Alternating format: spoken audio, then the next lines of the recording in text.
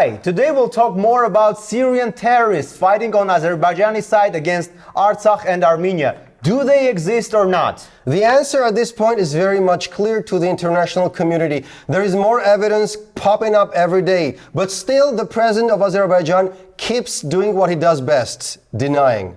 Armenia also accuses Turkey for transferring Syrian opposition fighters to Azerbaijan.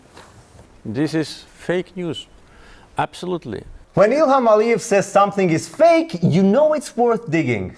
Moreover, a couple of interviews later, he's likely to admit it, just like he did with the case of Turkish F-16 fighters. Now, let's talk about the latest evidence. I always wondered why it is normal to collect cell phones from students during tests, yet no one collects the cell phones from jihadists. And guess what? Turns out the jihadists love to make videos.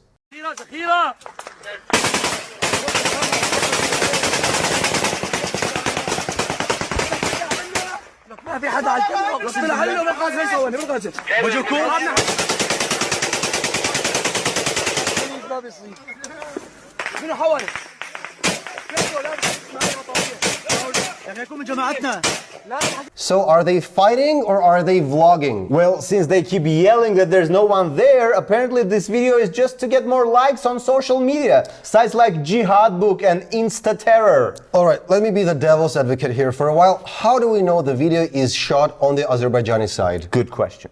The The uniform they're wearing is Azerbaijan border guard uniform.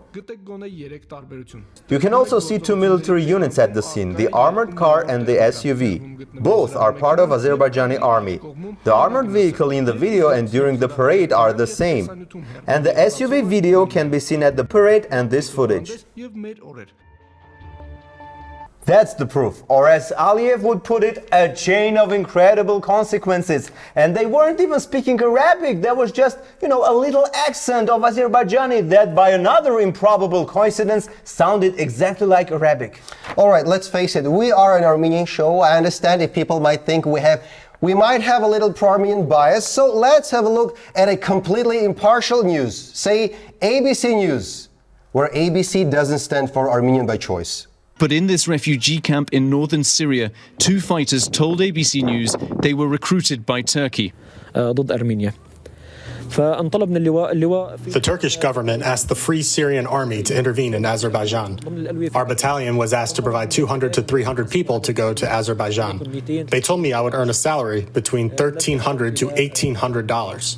I wonder if they take advance payments because, well, for obvious reasons. Anyway, the presence of Syrian terrorists was raised by French President Macron, Russia's foreign intelligence director Narishkin. So I wonder, how will the Azerbaijani authorities distract their people from this context? Easy peasy, with a new installment of Ibrahim, the guy who was a journalist under attack, a soldier conquering more land, and everyone's favorite candidate for public office. This time he's a journalist again. Back to his roots. Təsərrüfatlarına ciddi ziyan. Bir neçə ev dağılıb, ay Allah. Hörmətli tamaşaçılar, çox çəkin ermənilər atır. Ibrahim, or Shamkhal, who became internet famous in Armenia and will always be remembered as Ibrahim, is doing a dangerous report at a war zone without a helmet or a bulletproof vest. When suddenly, out of nowhere, exactly at that spot, by sheer coincidence, something blows up. This should entertain the Azerbaijani public for a while. Okay, probably it will. And to everyone else in the international community who is not entertained, haven't you all made a promise to fight terrorism? Well, there are Syrian terrorists at our borders, close to your borders. What are we doing?